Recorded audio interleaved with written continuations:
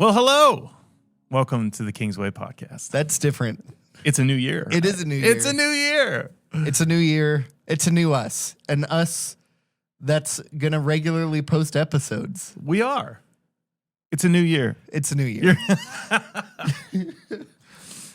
Well, I know for some of you, this holiday season probably felt like it went by in a blink of an eye. And for some of you, it felt like it drug its way through. Maybe some sickness, or maybe some in-laws that stayed 1 or 2 days too long, or maybe some family members that just made your life a little hectic or crazy, or maybe it just was a little lonely and didn't have as many people around as you wanted. Sometimes the holiday season can be a little complicated. Maybe it was perfect, and you feel guilty about how perfect it was. You know what? There are those people out there. There those are unicorns. those people. I'd love to meet one. Maybe your family was bored and weird, or maybe you played games. And what's your classic game? What's your classic game at Christmas time? Quick thought. So, games with our friends, newer board games and card games and stuff like that. No classic games though, like games with my parents. 5 years ago, it would have just been card games, like Dirty Seven and Spades and whatever. So we play Farkle. Yeah, Farkle is like the number one game. Like, gets aggressive. I'm slowly introducing my parents to new games, like King of Tokyo. Okay. Which is, it's a dice game, but it's like Godzilla and King Kong and a giant space penguin all fighting for fame and control of Tokyo. Yep. I have played that with you. It's pretty short. It's like 20-some minutes. Depends on how aggressive everybody is. Comment what your game is. Is it spades? Is it Yahtzee? Is it are you cynical and crazy and you play Monopoly as a family? Are you demented, and is it Betrayal on the House on the Hill? Yep. Demented's too strong. Adventurous. Or you like hardcore, like you're playing like Risk, or like what's the other one that like everybody likes to play? Catan. Settlers of Catan. Like, great game. Great games. 1,000 expandable things. It's ridiculous. Cities and Nights is my favorite. Yep. But yeah, when I was growing up, we'd go to my grandparents' house for like 10 or more days. And you really got past the time over 10 days with somebody. So that's where I saw Extended Edition Lord of the Rings on VHS, 2 tapes. That's where I saw most of MacGyver. And that's where I played Risk.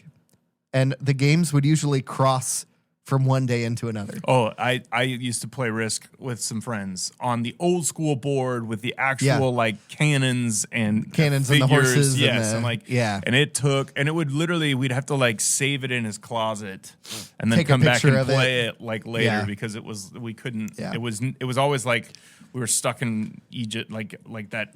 Eastern Europe, with nobody's stalemate, like who's you're backed into a corner. So here's what I'd suggest though: if you're looking for a new game for your family for next holiday season, don't pick Mario Party. If you want to love your family, if you want to come back, don't pick Mario Party. If you want people to like each other still, and when you steal somebody's star to win, you're doing it at the expense of all love you had for that person and that they had for you. Yeah. It's like sacrificing their happiness for yours. Yeah. And see, Mario Party, those 2 words, Mario's fun, parties are fun. Mario Party is vicious. Well, I don't know if this was the intro we had planned, but it's the intro you got. Yeah. We wanted to do kind of like a quick catch up. We know it's been a little bit of time since you've seen us and that we've been on here. And part of what I think we wanted this new year to be, and why we've had a change up of our set, if you're watching on YouTube, and a change up of you in our intro, is we're trying to talk about New Year's resolutions and changes. It's New Year, New Me. New Year, New Me. And I was talking to Ryan before we came on the air. Like we're on the air broadcasting right now live. We are traveling through clouds. It's a little turbulence right now. Before we got on, that there's this stipulation, I think, of people have 2 kind of concrete views about New Year's resolutions. Yeah.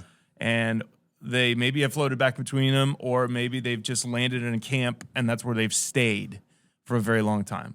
One is the rare person that I think loves New Year's resolutions and just sees them as like great catalysts and opportunities and has had success with them. Another call to a tough victory this year that I will totally accomplish. And then there's a much larger camp, a much more cynical camp that is in the I will never do one. I don't do them. I tried once, and I'll do it for 2 weeks and joke about it. Yep, but I won't really think that I'll ever succeed. Yeah, and or I have to pick something small enough to win at. Yeah, and so it's not even really that big of a change. As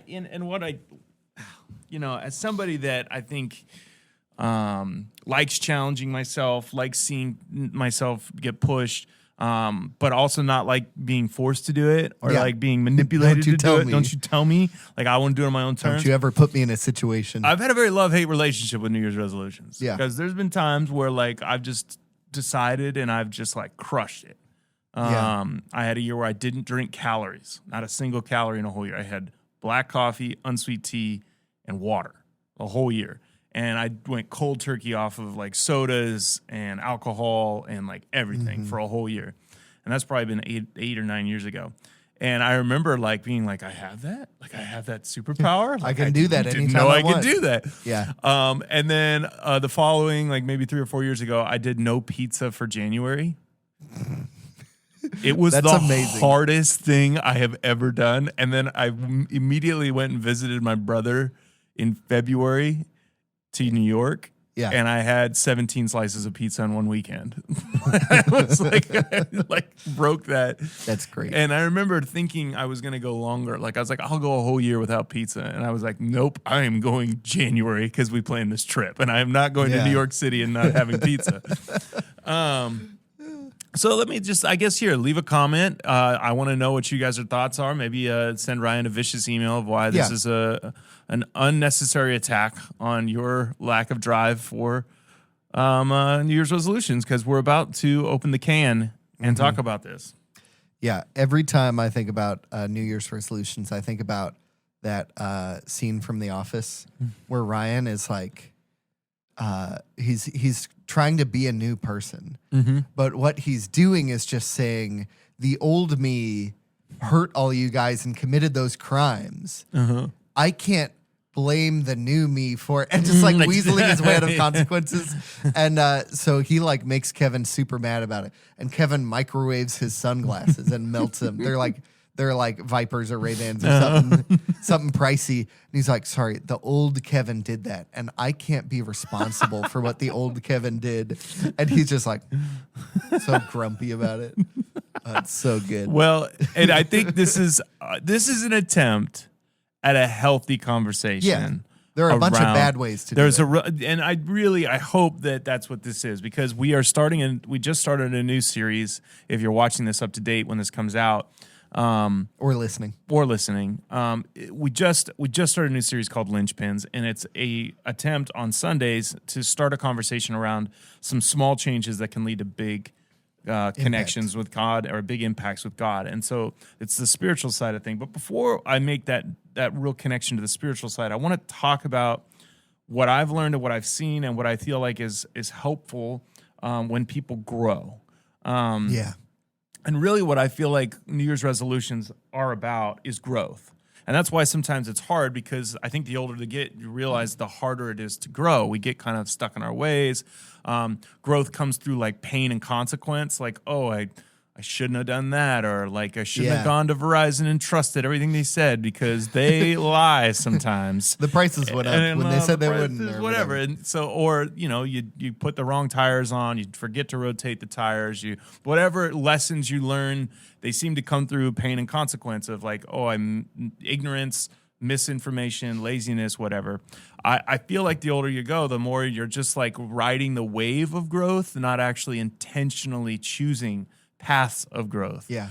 And so I feel like for just a few minutes, I want to have a conversation around why I think New Year's resolutions have a place in growth. Not the only place, but I think they have a place. And I think what you also mean is like specific ways to approach it, not blanket all all ways of approaching a New Year's resolution, or all resolutions are equally good and valid and helpful. And I have like 3 thoughts in this, and I'll make them all up as I go. I'm just kidding. Great. The first one is why I think a New Year's resolution or a season of intentional growth is important is because it forces evaluation. Yeah. It forces you to have to take inventory of where you're at and where you'd like to be. And if I'm being honest, that process can be overlooked, neglected, or not even done because of the pace of life, because of how quick things go, and because of how there's always an excuse. There's always a reason to go, well, this is the best I can do, and move on. Yeah. And I'm not a perfectionist by trade. I'm not. I'm the type of person that rolls with the punches. My wife had to drive my car yesterday, and she called me and said, "You are disgusting," because my car's gross. It's just I haven't done anything. It's cold. I don't like getting the trash out when it's freezing, so it just sits on the passenger floorboards. And she's like, "You're disgusting. Why did I marry you?" And I'm like, "I know." I had to just fully be like, "You're absolutely right." And rethink my life. No, reevaluate everything. But there are areas in our life that are like that we've just learned to deal with. We've learned to it's part of who we are. It's not something we're going to choose to move into. Do you feel that, though, in that idea? Absolutely. That's why I loved what you preached on. What day is it? Tuesday right now when we're recording. That's why I love what you preached on 2 days ago. Silence and making space for God. Because I am a workaholic, the son of a workaholic. Love you, married Dad. someone who loves married the word somebody too. Whose parents and family are so hardworking. Yep. Hardworking sounds like a positive, and workaholic sounds like a negative. What is the difference?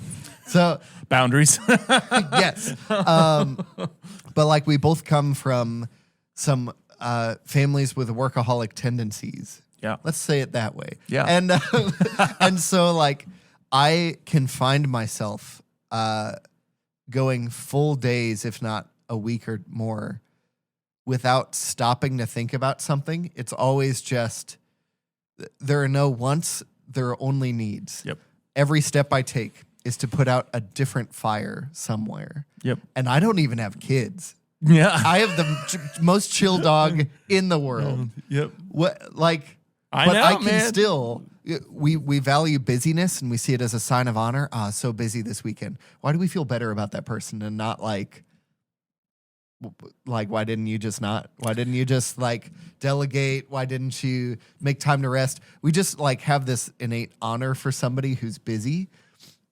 But even for me, like you were talking about, one of the application points was, how many of you have to drive 20 or more minutes to your work? I just found time for you to spend with God. and I am a habitual time filler with podcasts, with Marco Polos, just sending short little videos, me and my friends and whatever, talking about stuff, music, whatever. I will ritually and at all moments, if I don't intentionally try to not do this, I will fill every waking moment with content. Yep. With either doing something or intaking, listening to something. Yep. And one sign that you're this way is, can you eat a meal without listening to or watching something? Without whatever. Can you drive without listening to or watching something? Hopefully not watching something. If the FBI is listening. But I mean that's the truth, and I guess that's why that reevaluation process is important. Yeah. So inside that evaluation process, I want to do what you just did. It's breaking down the issue. So here's the thing: when you're reevaluating, don't chase after the negative symptoms. Try to figure out what the root of the issue is. So when I try to keep myself busy all the time, and I struggle to slow down too, I am the type of person that is trying to squeeze every bit of fun out of the day. And I will try to do that in food, in entertainment, in comfort, whatever it is. I will try to squeeze every little fun. And so if I have to do hard things, in between those hard things, I am trying to fit fun into my day. And I recognize what that fun is it's a lack of fulfillment in the hard things. And it's a lack of feeling like the hard things are actually worth it. And so I have to find worth and value in my day outside of those hard things. And so if I recognize that, so what I'm really looking for is to be confirmed that what I'm doing is good and that what I'm doing is worth it. Yeah. And I'm distracting myself from feeling that or not feeling that. So with the evaluation process, then it gets back to like, do I trust that God might have something to say in between the hard things I have to do in my day that could bring... Even during. Okay. Yep. I'm going to have a few book recommendations during this. But one, for doing the hard things, for self-evaluation, for all these things, is a short, like 50-page, approximately, maybe 100 at the worst, depending on the copy you get. A short book from the Middle Ages, I think, or something like that, called Practicing the Presence of God by Brother Lawrence. It's the story of this pretty unknown monk. Yeah, pretty unknown Christian monk in a monastery. And he wasn't high on the totem pole.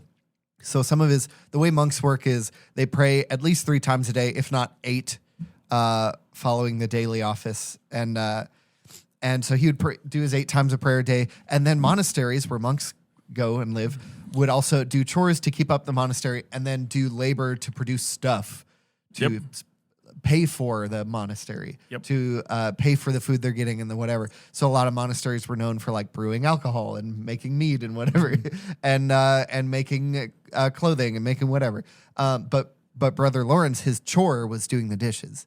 And so he didn't write this book, but other people noticed and read his journal and diary and like had conversations with him and wrote those down and whatever, and compiled this little book of his life talking to God while doing the dishes. He was like, I get to spend intentional, uninterrupted prayer time 8 times a day praying to God, but I want to obey, and I actually find joy in obeying.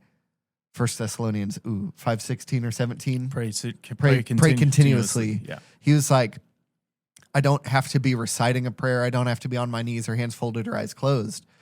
I can just talk to God all day long. Yep. And so I'll do it while I'm washing the dishes. And that's one of my favorite places to talk to God. Yeah. It's while washing the dishes. And the way he reframes his whole life, number one, is maybe achieving some resolution that a monk would want to have 8 times a day is not enough prayer for me. But number 2 is like, I'm not going to go on autopilot. I'm actually going to look for God all the time and find God,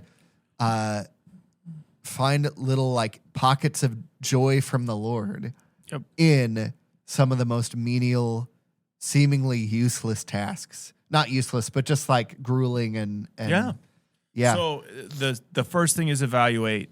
Do the second thing I would say is actually setting a goal.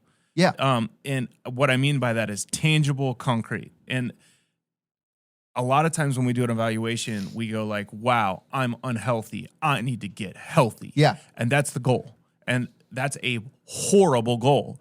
It's a great goal on the surface, but really, it's a noble cause. It's a noble goal. It's a noble cause. But it's a bad goal. What is that's a great destination. Yeah. But how do you get there is the steps are the goals. Like you have to take the next step. So what I mean by that is if you're like, I want to lose weight.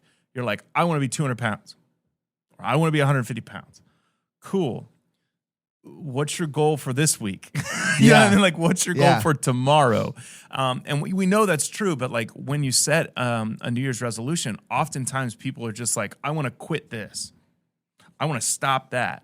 I want to don't do this. I want to start that. But they don't actually have a tangible way of measuring it. And so what I mean by that is like, say I want to drink soda twice a week, not 0. I want to do a daily devotional once a week, and I'm going to do it on Tuesdays. You know what I mean? Like I want to start praying with God. And guess what? My trip on Friday home from work will be without any entertainment because I know the rest of that night's going to be a lot of fun. I'm going to see family. I'm going to go on a date or whatever. But my trip home from work on Fridays is straight just listening to God. Or my trip into work on Mondays is always going to be this, this, and this. And trying to set it that tangibly. If you're trying to get to a physical place like training or health or diet, like I think setting a literal calorie goal for a day, not what you eat, just calories, is so much healthier than just like, I'm not going to eat any sweets and I'm not going to eat any pizza and I'm not going to eat it. And I'm like, no. Like, set the calorie goal. You can lose weight eating any item as long as you stay underneath the calorie goal. Now, there's healthier along the way, but if you just did that, that would actually just go to the gym. Just enter the gym. Enter the gym for the first 2 weeks. I'm not a professional trainer, but every time I get asked because of some of the journey that I've been physically, I have the same advice to people, the same exact advice. If you want to get healthy as a person, here's the 4 steps, and just physically, that I would tell you. The first, track your calories for a week. Eat everything you normally eat. Track your calories, how much you actually eat. So number 2, hit a protein goal. How much protein? I promise that is going to be the key to feeling full and actually changing your diet. You'll eat less junk. You'll eat better good stuff if you just eat a protein goal. 3rd week, just go to the gym and eat whatever you want. And every day, just go to the gym, walk, do whatever you want. I think weightlifting is the best option. There's lots of programs out there you don't need to look at. And then the last one is combine it all. Stay under a calorie deficit or stay inside your calorie goal. Eat a certain grams of protein, work out every day, try it for a week and see if it doesn't make you feel better. And if you did that for a month, you'd have 4 different weeks of experiences, and then you could combine and figure out, do I want to do this 3 days a week? Do I want to do it? Yeah, that's all it takes. Spiritually, it's this exact same way. Yeah. It's the exact same way. Track how much you actually read and pray. Don't change anything. The next, guess what? Read a certain number of verses in a week, in a day. Just read 10 verses a day. That's your verse goal. And maybe even make it like the thing you enjoy the most. Read 10 stories from the Gospels. Yes. That are more than 2 verses. And then guess what? The next week is pray. Listen. Like work that muscle of listening as much as learning.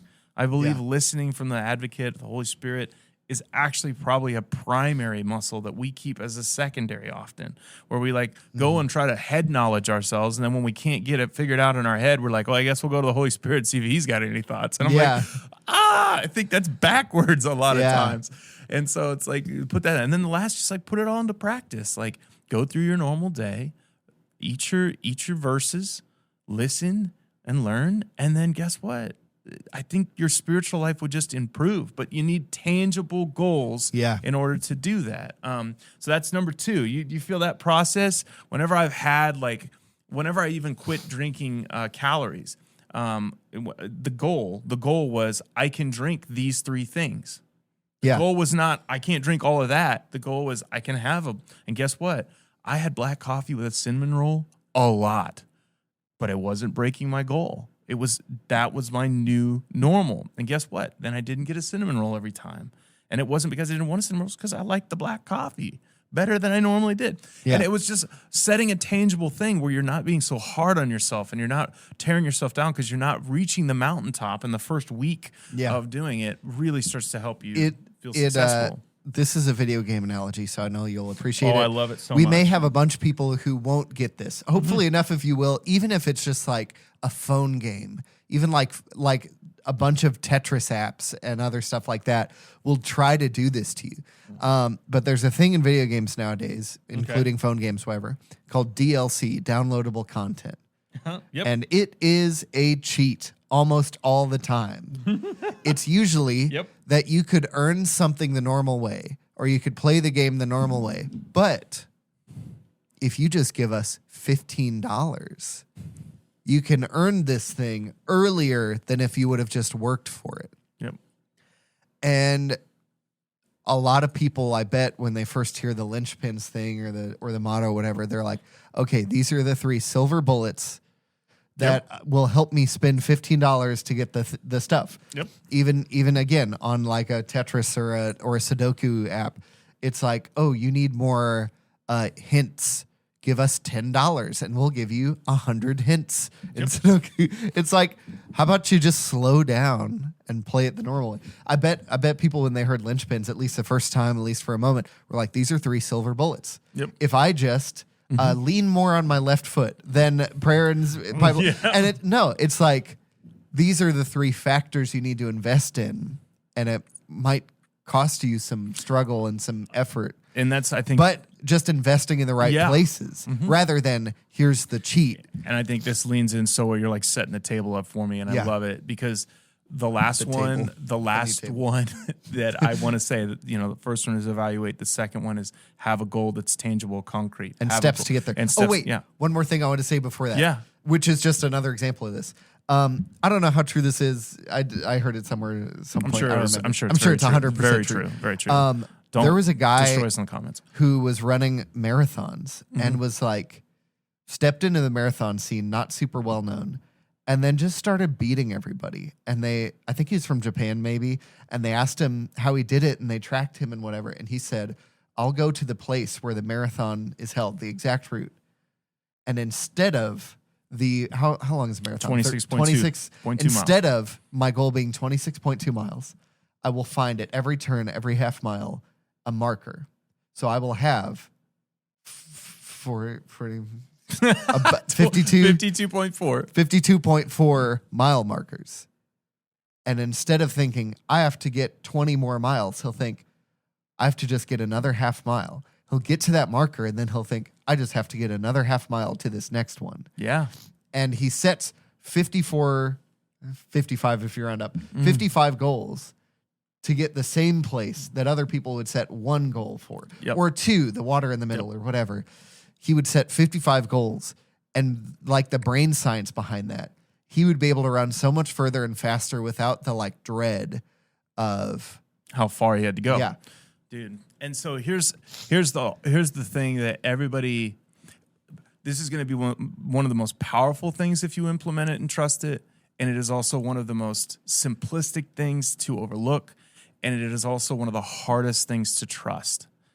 So if you're going to reevaluate and you're going to actually take an inventory of yourself and you're going to recognize there's some growth that needs to not just be found in the randomness of life, but actually intentionally pursued.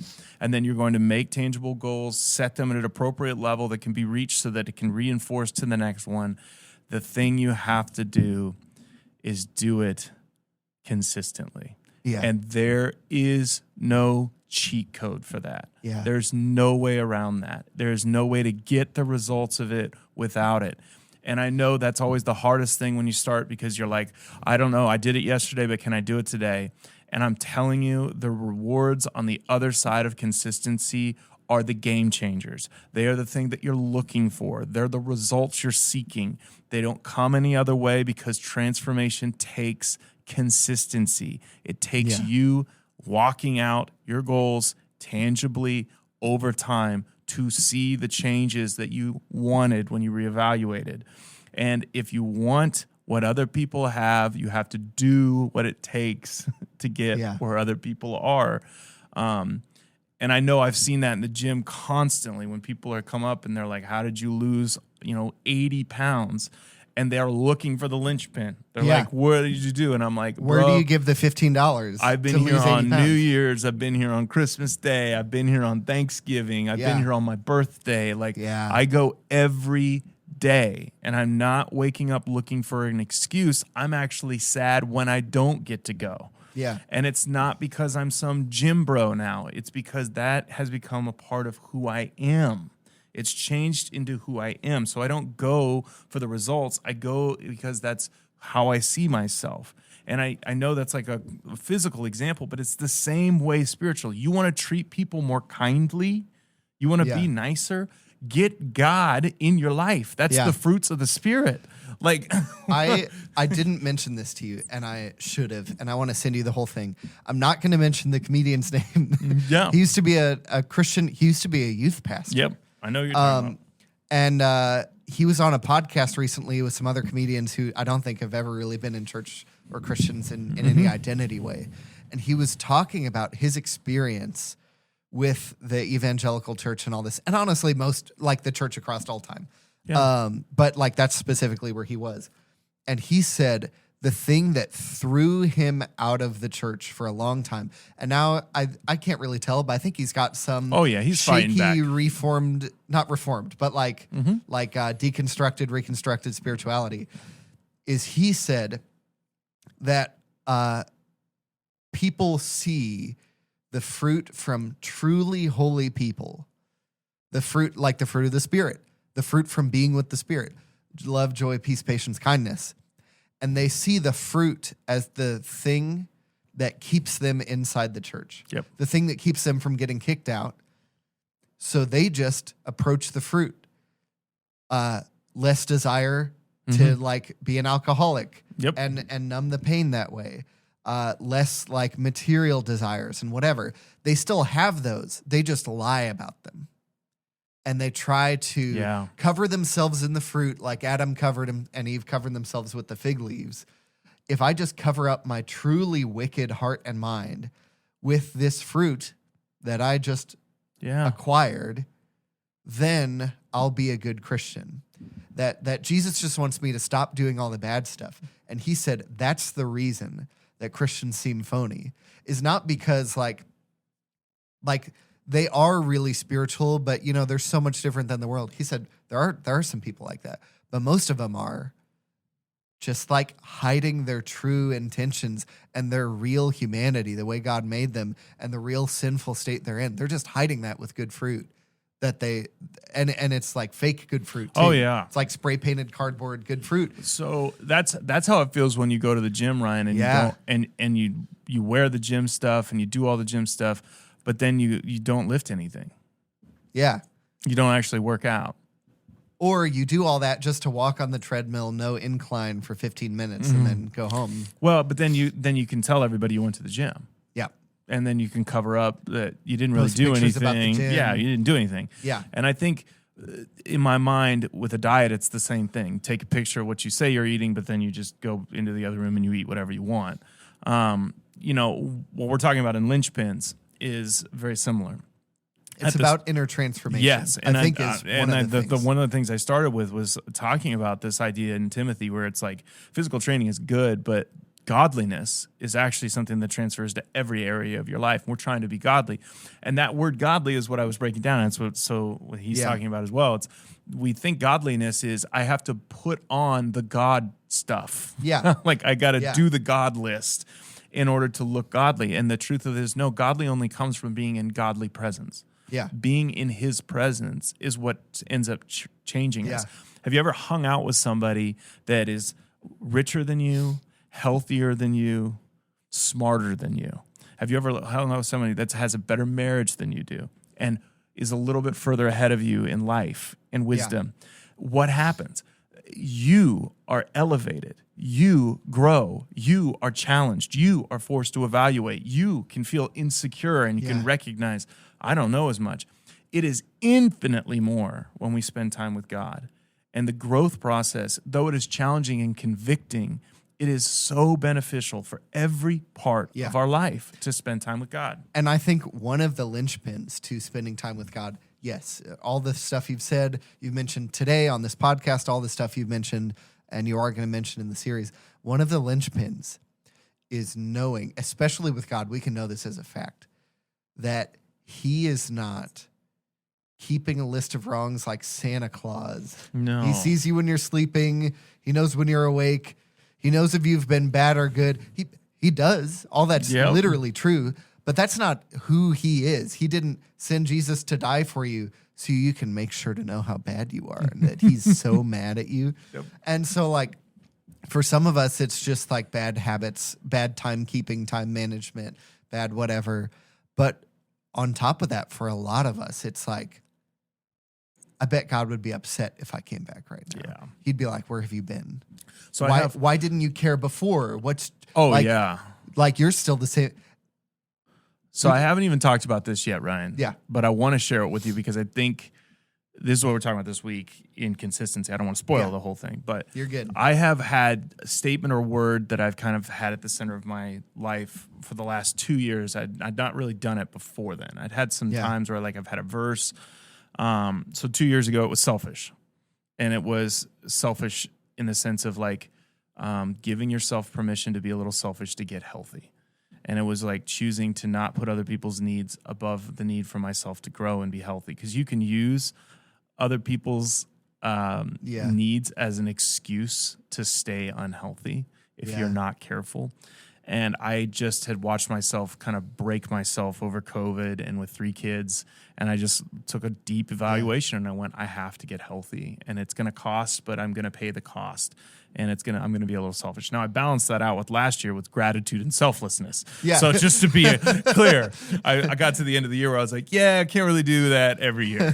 More selfish. Gonna have to be some balance. And so this last year was just this dedicated selflessness, trying as much as I could, not succeeding all the time, and then being grateful for what I had and trying to keep that. So this year, it's just interesting that you just shared what you just said. Because the statement that has just stayed at the center of my life is, for the first few weeks, has been, you are unconditionally loved right where you're at, but I will never leave you there.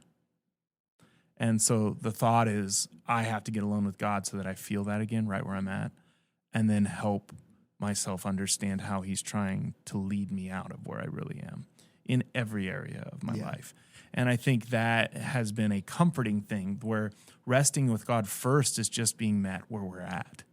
Like, that's the truth of being alone with God, is like, we can take the leaves off, we can be naked again and be vulnerable, and he doesn't run away, and he's not scared. And then too, he makes a way for us to find our way back and to and that concept, I think, is such a repeatable thing, or a needed repeatable concept. I've heard the phrase, if people knew who I really was, they wouldn't stick around. Yep.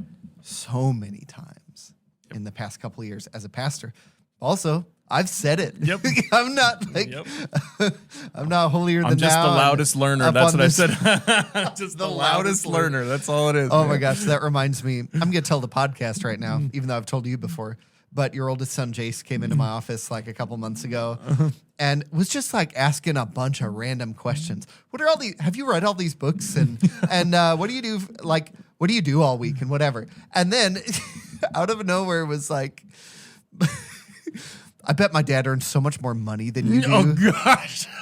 And, it's because he's in charge, because he yells at people on Sunday morning. But it's important yelling. And I was like... Yeah, I bet. In my mind, I'm like, in the childish mind, I'm like, son, you don't get into ministry for money. That is not the calling. He doesn't feel the Legos that as he's stepping on them, he's pushing into my back. I'm like, hey. Well, I love the perspective of a child. It's like they're awesome observer, horrible interpreters. Like that's an awesome observers, horrible interpreter. He does really important yelling. So good. I had somebody come up on Sunday. I was like, why aren't you Pastor Trevor here? Like, you came from a denomination where that was really popular. I was like, I don't really need that at all. Never wanted that.